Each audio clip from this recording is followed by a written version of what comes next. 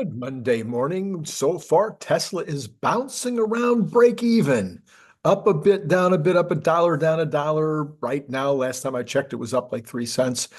Hasn't been above $270 since September of 2023. So it might be kind of a tough line to cross. Most people aren't looking at that 270 line. I wasn't looking at the 270 line. 265 was the one we wanted to break through.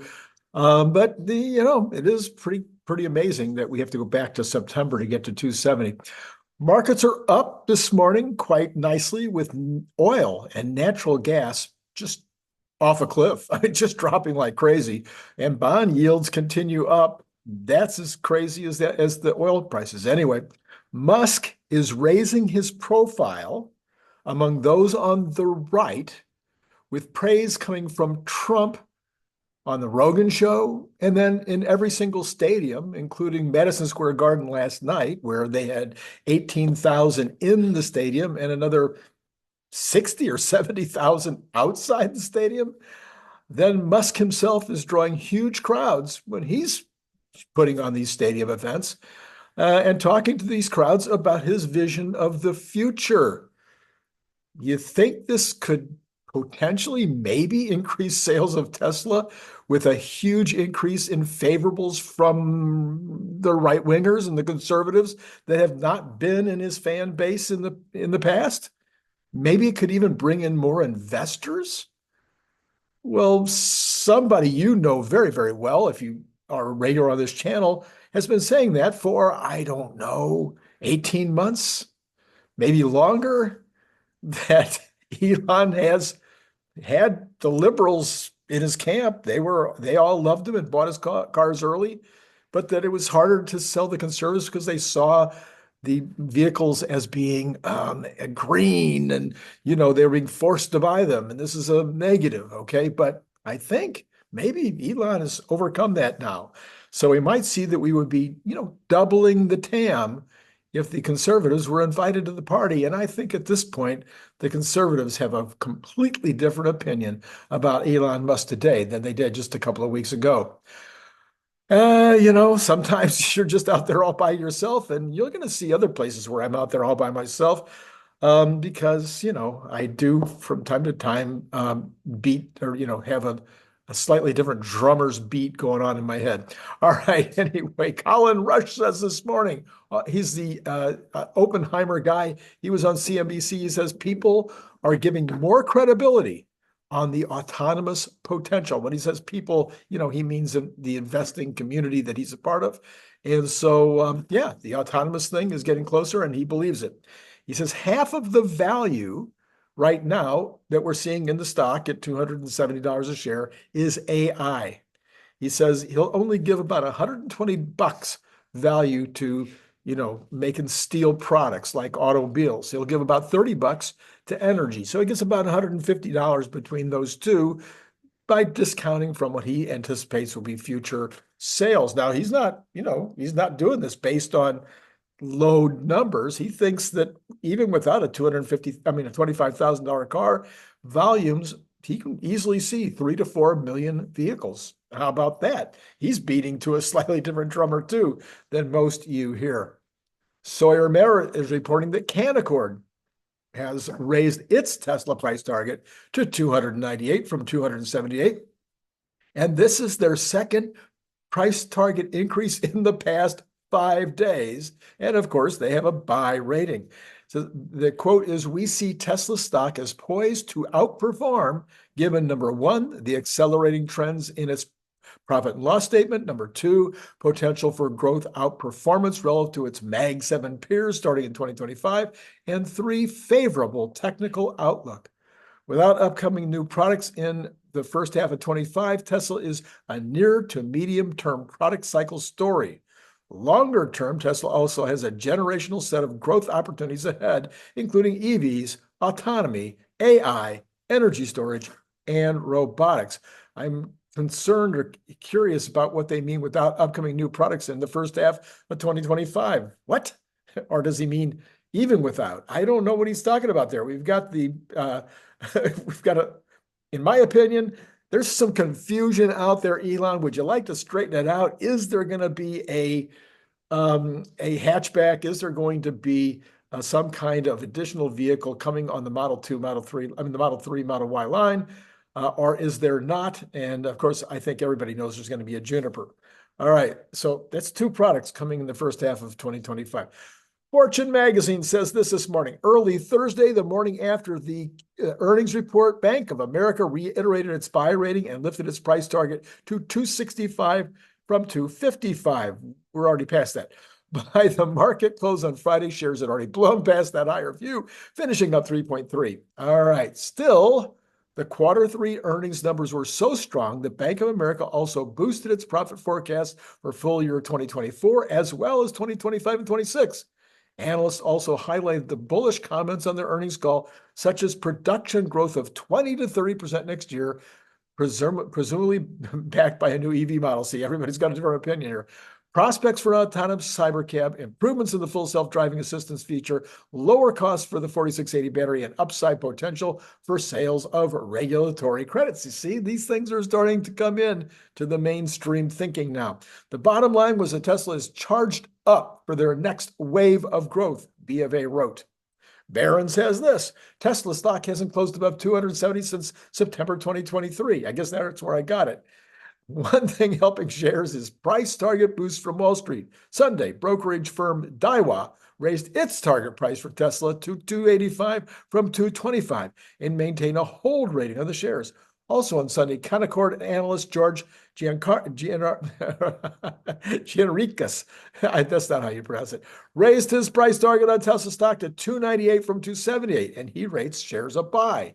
The average analyst price target now is up about $10 a share to about 226 rather, since Tesla reported third quarter numbers, according to FactSet.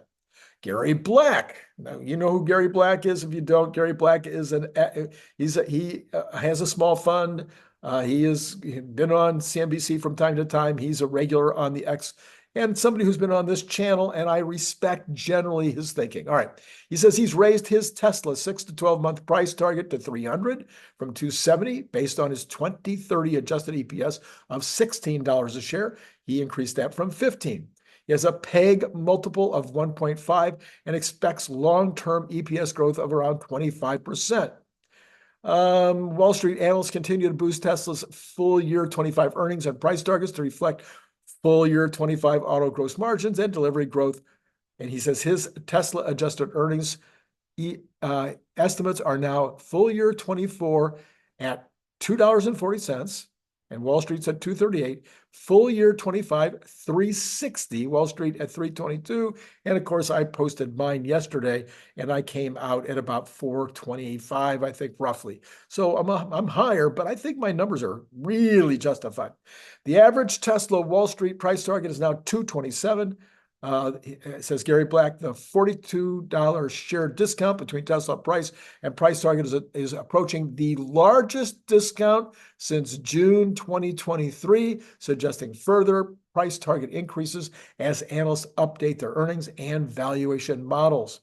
Herbert Ong says this morning, breaking, Volkswagen plans to close at least 3 German plants and cut thousands of jobs.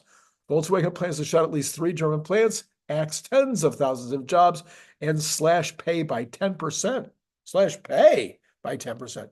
The company's top employee representative said on Monday, VW has warned that radical measures are needed as Europe's largest car maker faces intense competition in China, slowing sales across other major markets, and the need to navigate the costly transition to electric vehicles. Wow. You mean they get it? It recently issued a second profit warning in 3 months. This is the second profit warning in 3 months, blaming a challenging market environment. We might have something new on, new story. We might have a new player on coming from X with some useful data to add to the Tesla story. I have just followed AJ Tourville. I think we've actually mentioned him once or twice before, but I have not been following him. I've added him to the list today. He says, adds to the VW story, we are not this is a quote from VW's CEO. We are not productive enough at our German sites, and our factory costs are currently 25 to 50% higher than we had planned. What? This means that individual German plants are twice as expensive as the competition. That's bad. This is the guy, actually. We've seen this guy before, but what I'm adding is Jimmy, and he's on X at M44_1RJ. I got things out of order there. I'm so sorry. This is a Tesla analysis. Tesla stock has broken 2 levels of monumental resistance starting in May of 2024, and it is poised to retest the all-time high soon, said Randy Kirk. Oh, no, said Jimmy. Like by the end of the year. Oh, soon. I think, 9 weeks is soon. Tesla weight by institutions. According to Jimmy, he says currently institutional holdings of Tesla stock is less than 42%, the lowest ever of any mega cap held by institutions. And that is down 28% from 2021. S&P 500 index funds, he says. There's noticeable Tesla underweight by index funds. There's upcoming mandatory rebalancing, and that might cause a squeeze. This is Randy Kirk. Hit like, subscribe, and notify, because, of course, later on today, you got Brian White, who you love, and then we have Larry Goldberg, who, if anything, you love even more. Yeah, if we're going to rate it by who gets the biggest numbers, Larry Goldberg does get the biggest numbers. There's no doubt about that. If you're not watching Monday night and Friday night with Larry, and then our special once-a-month program where we talk about what Cathie Wood had to say, you're missing out, because those are always the highest rated, even higher rated than Sunday night's program called Monday Morning. All right, Mario Noffel says McConnell's exit sparks GOP leadership race. What? So I don't normally just report, but this is important. This is financial news, believe me. Republican Senate leader Mitch McConnell announced he will vacate the role in November and leave the Senate entirely in January of 2027. John Cornyn from Texas and John Thune from South Dakota have emerged as the front runners to replace him, but Trump could endorse a different candidate after he wins the election, and that would make a huge, massive difference. McConnell has been struggling with health issues, freezing several times during press conferences, probably minor strokes, which had led to questions about his ability to continue in the role. The Kobasi letter this morning says this: global investors are rushing into U.S. stocks like never before. Global inflows into U.S. stock ETFs reached $145 billion year to date, the most ever on record. This is $10 billion higher than the previous high seen in 2021 and double the amount posted last year. The vast majority of inflows at $105 billion came from Europe, and then $40 billion from the Asia-Pacific region. For many, U.S. equities are now serving as a safe haven trade in times of economic uncertainty around the world. Truly unprecedented, he says. And then this from MarketWatch this morning. Barclays analysts said that one scenario most likely to cause markets concern is the potential for a so-called blue wave of Democrats capturing both chambers of Congress as well as the presidency, which could see the Democrats drive increases in both corporate and income tax rates. This is not Randy talking, this is Barclays. In all other political outcomes, whether it's a Trump or Harris win, or a red sweep, or a divided Congress, we expect risk assets to rally immediately after, Barclays analyst said. Okay, right now you can be absolutely 100% sure that the Republicans are going to add to their lead. They're going to be at least +2, +3, maybe even +5 in the Senate. Everything indicates that. Of course, my opinion on what's going to happen with Trump, but it's every place you look, Trump is walking away with it right now. The Congress is where there's some confusion. The House of Representatives, it's not clear, and it could go either way. Usually, you're going to get coattails. So we'll see if Trump does win, and we get the Senate, whether the coattails bring the Congress, the House along with them. They go on to say, this is Barron's, we believe financial markets will keep calm and carry on, and so should our investors, the analyst said. So Elon says he can cut $2 trillion from the $5 trillion US budget, and most people have dismissed that as absolutely nuts because you've got Social Security, you got Medicare, you got the military, you've got all kinds of other things that are just, interest rates, interest amounts that just have to, you can't, how do you get rid of them? Well, number one, Elon never says anything without some foundational reason for thinking it is possible. Number two, high aspirations are part of his personality and is part of how he thinks. And I'm sure that this is an outsized possibility, like landing a rocket and catching it in a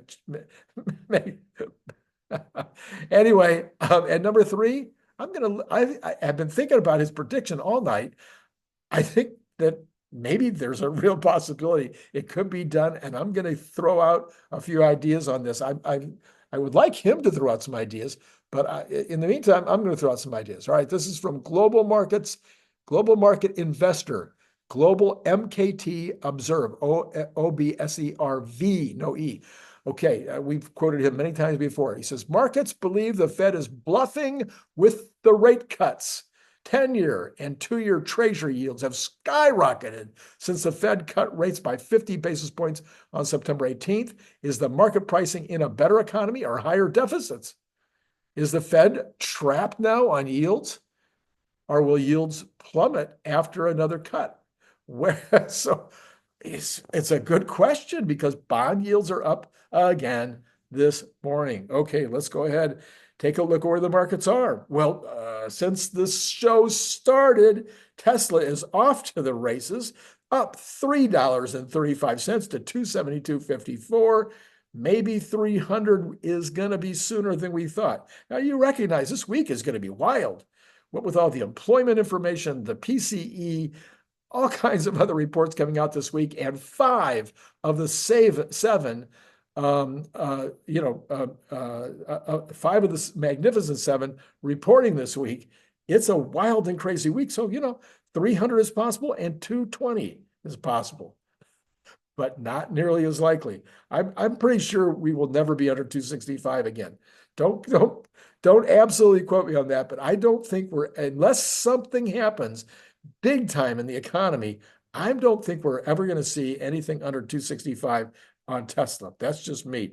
That's my theory. Okay, Dow Jones up 336 this morning. NASDAQ up 130 this morning. S&P up 33 this morning, almost 34.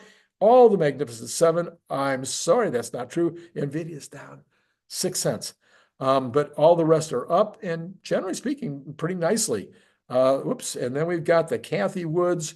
They are all up as well, even in the face of the higher bonds this morning, which is interesting, higher bond yields.